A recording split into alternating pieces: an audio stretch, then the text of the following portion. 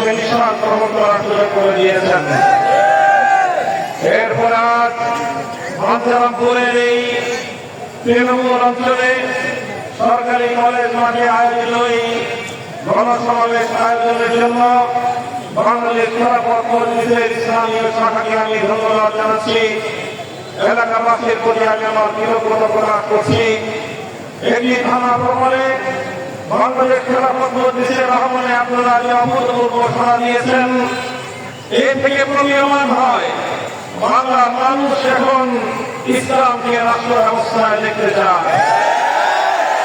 সংগ্রামী সাথী বন্ধুগণ, দীর্ঘ সংগ্রাম, অনেক ত্যাগ এবং কোরবানির মধ্য দিয়ে আমাদের অনেক ভাইদের রক্ত এবং জীবনের উপর দিয়ে আজ বাংলাদেশ এই পর্যায়ে এসে উপনীত হয়েছে।